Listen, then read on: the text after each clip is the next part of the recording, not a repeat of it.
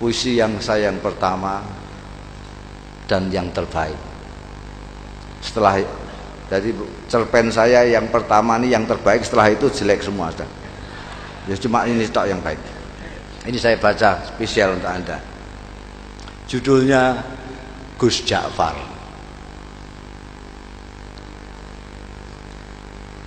Di antara putra-putra Kiai Saleh, pengasuh pesantren Sabilul Muttaqin dan sesepuh di daerah kami, Gus Ja'farlah yang paling menarik perhatian masyarakat. Mungkin Gus Ja'far tidak sealim dan sepandai saudara-saudaranya, tapi dia mempunyai keistimewaan yang membuat namanya tenar hingga keluar daerah. Malah konon beberapa pejabat tinggi dari pusat memerlukan sowan khusus ke rumahnya setelah mengunjungi Kiai Saleh. Kata Kang Solikin yang dekat dengan keluarga dalem, bahkan Kiai Saleh sendiri segan dengan anaknya yang satu itu. Kata Kiai, Gus Ja'far itu lebih tua dari beliau sendiri. Cerita Kang Solikin suatu hari kepada kawan-kawannya yang sedang membicarakan putra bungsu Kiai Saleh itu. Saya sendiri tak paham apa maksudnya kok anaknya lebih tua dari beliau itu. Tapi Gus Ja'far memang luar biasa, kata Mas Bambang, pegawai Pemda yang sering mengikuti pengajian subuh Kiai Saleh. Matanya itu loh, sekilas saja beliau melihat kening orang, kok langsung bisa melihat rahasianya yang tersembunyi. Kalian ingat enggak Sumini yang anak penjual rujak di terminal lama yang dijuluki perawan tua itu? Sebelum dilamar orang Sabrang kan ketemu Gus Ja'far. Waktu itu Gus Ja'far bilang, "Sum, kulihat kok keningmu kok bersinar, sudah ada yang ngelamar ya?" Duh, tak lama kemudian orang Sabrang itu datang melamar Sumini. Kang Kandar kan juga begitu, timpal Mas Guru Slamet. Kalian kan mendengar sendiri ketika Gus Ja'far bilang kepada tukang kebun SD 4 itu, "Kang, saya lihat hidung sampean kok sudah bengkok, sudah capek menghirup napas ya?" Loh, ternyata besoknya Kang Kandar meninggal.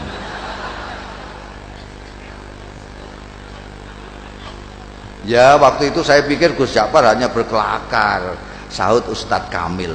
Nggak taunya beliau sedang membaca tanda pada diri Kang Kandar. Saya malah mengalami sendiri, kata Lek Salamun pemborong yang dari tadi sudah kepengin ikut bicara. Waktu itu tak ada hujan, tak ada angin, Gus Ja'far bilang kepada saya, "Wah, saku sampean kok mondol-mondol, dapat proyek besar ya?" Padahal saat itu saku saya justru sedang kempes-kempesnya. Dan percaya atau tidak, esok harinya saya memenangkan tender yang diselenggarakan Pemda tingkat provinsi. Apa yang begitu itu yang disebut ilmu kasab ya? Tanya Pak Carik yang sejak tadi hanya asik mendengarkan. Mungkin saja, jawab Ustadz Kamil. Makanya saya justru takut ketemu Gus Ja'far itu, takut dibaca tanda-tanda buruk saya. Lalu pikiran saya terganggu. Maka ketika kemudian sikap Gus Ja'far berubah, masyarakat pun geger, terutama para santri kalong, orang-orang kampung yang ikut mengaji tapi tidak tinggal di pesantren seperti Kang Solikin ya, yang selama ini merasa dekat dengan beliau. Mula-mula Gus Ja'far menghilang berminggu-minggu. Kemudian ketika kembali, tahu-tahu sikapnya berubah menjadi manusia biasa. Dia sama sekali berhenti dan tak mau lagi membaca tanda-tanda. Tak mau lagi memberikan isyarat-isyarat yang berbau ramalan. Ringkas kata, dia benar-benar kehilangan keistimewaannya. Jangan-jangan ilmu beliau hilang pada saat beliau menghilang itu. Komentar Mas Guru Slamet penuh penyesalan. Wah, Sayang sekali. Apa gerangan yang terjadi pada beliau ya? Kemana beliau pergi saat menghilang pun kita tidak tahu, kata Lek Salamun. Kalau saja kita tahu kemana beliau pergi, mungkin kita akan mengetahui apa yang terjadi pada beliau dan mengapa beliau kemudian berubah. Tapi bagaimanapun ini ada hikmahnya, ujar Ustadz Kamil.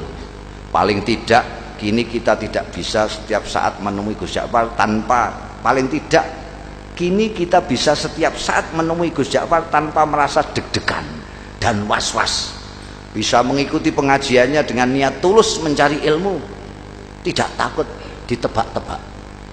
Maka jika kita ingin mengetahui apa yang terjadi dengan Gus kita ini hingga sikapnya berubah dan ilmunya hilang, sebaiknya kita langsung saja menemui beliau.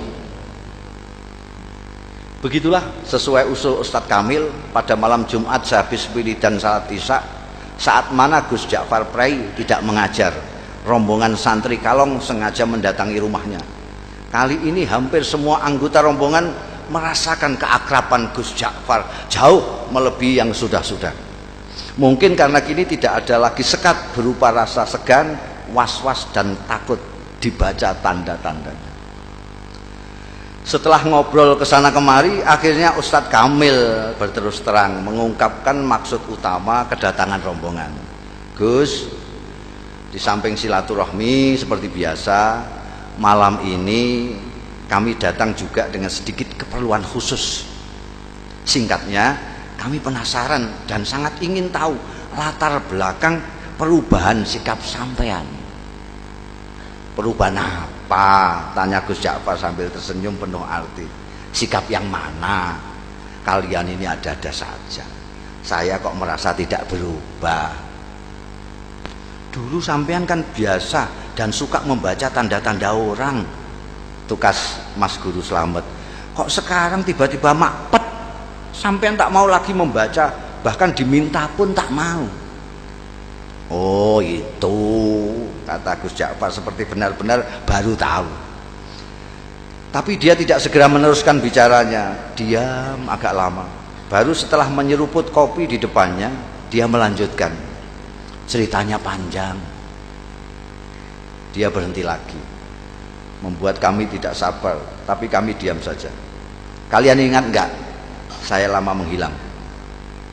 Akhirnya Gus Ja'far bertanya, membuat kami yakin bahwa dia benar-benar siap untuk bercerita. Maka serempak kami mengangguk. Suatu malam saya bermimpi ketemu almarhum ayah, dan saya disuruh mencari seorang wali sepuh yang tinggal di sebuah desa kecil di lereng gunung yang jaraknya dari sini sekitar 200 km ke arah selatan. Namanya Kiai Tawakal. Kata ayah dalam mimpi itu, hanya kiai-kiai tertentu yang tahu tentang kiai yang usianya sudah lebih 100 tahun ini. Santri-santri belajar kepada beliau pun rata-rata sudah disebut kiai di daerah masing-masing. Terus terang, sejak bermimpi itu saya tidak bisa menahan keinginan saya untuk berkenalan dan kalau bisa berguru kepada wali tawakal itu. Maka dengan diam-diam dan tanpa pamit siapa-siapa, saya pun pergi ke tempat yang ditunjukkan ayah dalam mimpi dengan niat bil barokah dan menimba ilmu beliau.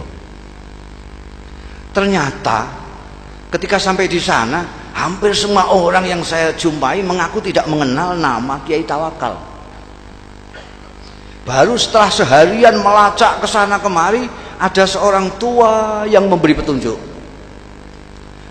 Cobalah nak mas, ikuti jalan setapak di sana itu, katanya. Nanti nak mas akan berjumpa dengan sebuah sungai kecil. Terus saja nak mas menyeberang. Begitu sampai seberang, nak mas akan melihat gubuk-gubuk kecil dari bambu.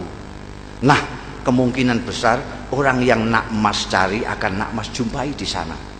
Di gubuk yang terletak di tengah-tengah itulah tinggal seorang tua seperti yang nak mas gambarkan. Orang sini memanggilnya Mbah Jogo. Barangkali itulah yang nak mas sebut Kiai siapa tadi? Kiai Tawakal. Ya, Kiai Tawakal. Saya yakin itu orangnya, Mbah Jogo. Saya pun mengikuti petunjuk orang tua itu menyeberang sungai dan menemukan sekelompok rumah gubuk dari bambu. Dan betul, di gubuk bambu yang terletak di tengah-tengah, saya menemukan Kiai Tawakal alias Mbah Joko sedang dikelilingi santri-santrinya yang rata-rata sudah tua. Saya diterima dengan penuh keramahan, seolah-olah saya sudah merupakan bagian dari mereka. Dan kalian tahu, ternyata penampilan Kiai Tawakal sama sekali tidak mencerminkan sosoknya sebagai orang tua. Tubuhnya tegap, wajahnya berseri-seri, kedua matanya indah memancarkan kearifan. Bicaranya jelas dan teratur, hampir semua kalimat yang meluncur dari mulutnya bermuatan kata-kata hikmah. Tiba-tiba Gus Ja'far berhenti, menarik napas panjang, baru kemudian melanjutkan. Hanya ada satu hal yang membuat saya terkejut dan terganggu. Saya melihat di kening beliau yang lapang ada tanda yang jelas sekali, seolah-olah saya membaca tulisan dengan huruf yang cukup besar dan berbunyi ahli neraka. Astagfirullah. Belum pernah selama ini saya melihat tanda yang begitu gamblang. Saya ingin tidak mempercayai apa yang saya lihat. Pasti saya keliru. Masa seorang yang dikenal wali, berilmu tinggi dan disegani banyak kiai yang lain disurat sebagai ahli neraka? Tak mungkin. Saya mencoba meyakinkan diri saya bahwa itu hanyalah ilusi, tapi tak bisa. Tanda itu terus melekat di kening beliau. Bahkan belakangan saya melihat tanda itu semakin jelas ketika beliau habis berwudu. Gila. Akhirnya niat saya untuk menimba ilmu kepada beliau, meskipun secara lisan memang saya sampaikan demikian, dalam hati sudah berubah menjadi keinginan untuk menyelidiki dan memecahkan keganjilan ini. Beberapa hari saya amati perilaku Kiai Tawakal. Saya tidak melihat sama sekali hal-hal yang mencurigakan. Kegiatan rutinnya sehari-hari tidak begitu berbeda dengan kebanyakan kiai yang lain. Mengimami salat jamaah, melakukan salat sunnah seperti duha, tahajud, witir dan sebagainya, mengajar kitab-kitab, umumnya kitab-kitab besar, mujahadah, zikir malam, menemui tamu dan semacamnya. Kalaupun beliau keluar, biasanya untuk memenuhi undangan hajatan atau, dan ini sangat jarang sekali, mengisi pengajian umum. Memang ada kalanya beliau keluar pada malam-malam tertentu, tapi menurut santri-santri yang lama itu pun merupakan kegiatan rutin yang sudah dijalani Kiai Tawakal sejak muda, semacam lelono broto kata mereka. Baru setelah beberapa minggu tinggal di pesantren, saya mendapat kesempatan atau tepatnya keberanian untuk mengikuti Kiai Tawakal keluar. Saya pikir inilah kesempatan untuk mendapatkan jawaban atas tanda tanya yang selama ini mengganggu saya. Begitulah pada suatu malam purnama, saya melihat Kiai keluar dengan berpakaian rapi. Beliau berbelok. Ketika kemudian saya ikuti belok, saya kaget, ternyata sosoknya tak kelihatan lagi. Yang terlihat justru sebuah warung yang penuh pengunjung. Terdengar gelak tawa ramai sekali. Dengan bengong saya mendekati warung terpencil dengan penerangan petromak itu. Dua orang wanita, yang satu masih muda, yang satu lagi agak lebih tua, dengan dandanan yang menor, sibuk melayani pelanggan sambil menebar tawa genit ke sana kemari. Tidak mungkin Kiai mampir ke warung ini, pikir saya. Ke warung biasa saja tidak pantas, apalagi warung yang suasananya saja mengesankan kemesuman itu. Mas Ja'far. Tiba-tiba saya dikagetkan oleh suara yang tak asing di telinga saya, memanggil-manggil nama saya. Masya Allah, saya hampir tidak mempercayai pendengaran dan penglihatan saya. Memang betul, mata saya melihat Kiai Tawakal melambaikan tangan dari dalam warung. Dengan kikuk dan pikiran tak karuan, saya pun terpaksa masuk dan menghampiri Kiai saya yang duduk santai di pojok. Warung penuh dengan asap rokok. Kedua wanita menor menyambut saya dengan senyum penuh arti. Kiai Tawakal menyuruh orang di sampingnya untuk bergeser, kasih kawan saya ini tempat sedikit. Lalu kepada orang-orang yang ada di warung, Kiai memperkenalkan saya, katanya, ini kawan saya, dia baru datang dari daerah yang cukup jauh, cari pengalaman katanya. Mereka yang duduk dekat serta-merta mengulurkan tangan, menjabat tangan saya dengan ramah, sementara yang jauh melambaikan tangan. Saya masih belum sepenuhnya menguasai diri, masih seperti dalam mimpi, ketika tiba-tiba saya dengar Kiai menawari, minum kopi ya. Saya mengangguk asal mengangguk. Kopi satu lagi yuk, kata Kiai kepada wanita warung sambil mendorong piring jajan ke dekat saya. Silakan, ini namanya Rondo Royal, tape goreng kebanggaan warung ini. Lagi-lagi saya hanya mengangguk kepala asal mengangguk. Kiai Tawakal kemudian asik kembali dengan kawan-kawannya dan membiarkan saya bengong sendiri. Saya masih tak habis pikir, bagaimana mungkin Kiai Tawakal yang terkenal waliullah dan dihormati para kiai lain bisa berada di sini, akrab dengan orang-orang beginian, bercanda dengan wanita warung. Inikah yang disebut Lelono Broto? Ataukah ini merupakan dunia lain beliau yang sengaja disembunyikan dari umatnya? Tiba-tiba saya seperti mendapat jawaban dari tanda tanya yang selama ini mengganggu saya, dan karenanya saya bersusah payah mengikutinya malam ini. Oh, pantas di keningnya aku lihat tanda itu. Tiba-tiba sikap dan pandangan saya terhadap beliau berubah. Mas, sudah larut malam. Tiba-tiba suara Kiai Tawakal membuyarkan lamunan saya. Kita pulang yuk. Dan tanpa menunggu jawaban saya, Kiai membayari minuman dan makanan kami, berdiri, melambai kepada semua, kemudian keluar. Seperti kerbau dicocok hidung, saya pun mengikutinya. Ternyata setelah melewati kebun sengon, Kiai Tawakal tidak menyusuri jalan-jalan yang tadi kami lewati. Biar cepat, kita mengambil jalan pintas saja ya, katanya. Kami melewati pematang, lalu menerobos hutan, dan akhirnya sampai di sebuah sungai. Dan sekali lagi saya menyaksikan kejadian yang mengguncangkan. Kiai Tawakal berjalan di atas permukaan air sungai seolah-olah di atas jalan biasa saja. Delonyor-delonyor. Sampai di seberang, beliau menoleh ke arah saya yang masih berdiri mematung. Beliau melambai, ayo, teriaknya. Untung saya bisa berenang. Saya pun kemudian berenang menyeberangi sungai yang cukup lebar. Sampai di seberang, ternyata Kiai Tawakal sudah duduk-duduk di bawah pohon randu alas menunggu. Kita istirahat sebentar, katanya, tanpa menengok saya yang sibuk berpakaian. Kita pasti punya waktu, insya Allah sebelum subuh kita sudah sampai pondok. Setelah saya ikut duduk di sampingnya, tiba-tiba dengan suara berwibawa, Kiai berkata mengejutkan, bagaimana? Kau sudah menemukan apa yang kau cari? Apakah kau sudah menemukan pembenar dari tanda yang kau baca di kening saya? Mengapa kau seperti masih terkejut? Apakah kau yang mahir melihat tanda-tanda menjadi ragu terhadap kemahiranmu sendiri? Dingin air sungai rasanya semakin menusuk mendengar rentetan pertanyaan beliau yang menelanjangi itu. Saya tidak bisa berkata apa-apa.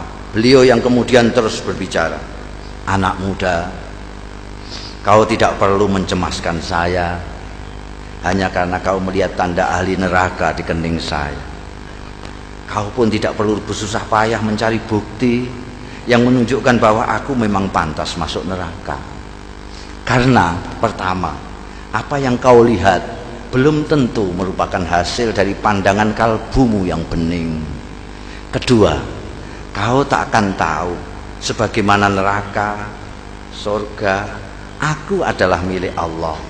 Maka terserah kehendaknya, apakah ia mau memasukkan diriku ke surga atau ke neraka. Untuk memasukkan hambanya ke surga atau neraka, sebenarnya lah ia tidak memerlukan alasan. Sebagai kiai, apakah kau berani menjamin amalmu pasti mengantarkanmu ke surga kelak? Atau kau berani mengatakan bahwa orang-orang di warung yang tadi kau pandang sebelah mata itu pasti masuk neraka? Kita berbuat baik karena kita ingin dipandang baik olehnya. Kita ingin berdekat-dekat dengannya. Tapi kita tidak berhak menuntut balasan kebaikan kita darinya. Mengapa? Karena kebaikan kita pun berasal darinya. Bukan begitu? Bukan begitu. Aku hanya bisa menuntut. Sementara Kiai Tawakal terus berbicara sambil menepuk-nepuk punggung saya. Kau harus lebih berhati-hati bila mendapat cobaan Allah berupa anugerah. Cobaan yang berupa anugerah tidak kalah gawatnya dibanding cobaan yang berupa penderitaan. Seperti mereka yang di warung tadi, kebanyakan mereka orang susah. Orang susah sulit kau bayangkan bersikap takabur atau ujub, atau sikap-sikap lain yang cenderung membesarkan diri sendiri. Berbeda dengan mereka yang mempunyai kemampuan dan kelebihan. Godaan untuk takabur, sombong dan sebagainya itu datang setiap saat. Apalagi bila kemampuan dan kelebihan itu diakui oleh banyak pihak. Malam itu saya benar-benar merasa mendapatkan pemahaman dan pandangan baru dari apa yang selama ini sudah saya ketahui. Ayo kita pulang. Tiba-tiba Kiai bangkit. Sebentar lagi subuh. Setelah sembahyang subuh nanti kau boleh pulang. Saya tidak merasa diusir. Nyatanya memang saya sudah mendapat banyak dari Kiai luar biasa ini. Ketika saya ikut bangkit, saya celinguan. Kiai Tawakal sudah tak tampak lagi. Dengan bingung saya terus berjalan. Ku dengar azan subuh berkumandang dari sebuah surau, tapi bukan surau bambu kami. Seperti orang linglung, saya datangi surau itu dengan harapan bisa ketemu dan berjamaah salat subuh dengan Kiai Tawakal. Tapi jangankan Kiai Tawakal, orang yang mirip beliau pun tak ada. Tak seorang pun dari mereka yang berada di surau itu yang saya kenal. Baru setelah sembahyang, seseorang menghampiri saya. Apakah sampean Ja'far? Tanyanya. Ketika saya mengiyakan, orang itu pun menyerahkan sebuah bungkusan besar yang ternyata berisi barang-barang milik saya sendiri. Ini titipan Mbah Jogo. Katanya milik sampean. Beliau di mana? Tanya saya buru-buru. Mana saya tahu, jawab Mbah Joko datang dan pergi semaunya. Tak ada seorang pun yang tahu dari mana beliau datang dan kemana beliau pergi. Begitulah ceritanya. Dan Kiai Tawakal alias Mbah Joko yang telah berhasil mengubah sikap saya itu tetap merupakan misteri. Gus Ja'far sudah mengakhiri ceritanya, tapi kami yang dari tadi suntuk mendengarkan masih diam tercenung sampai Gus Ja'far kembali menawarkan sungguhannya. Monggo, monggo, tidak. Wassalamualaikum warahmatullahi wabarakatuh.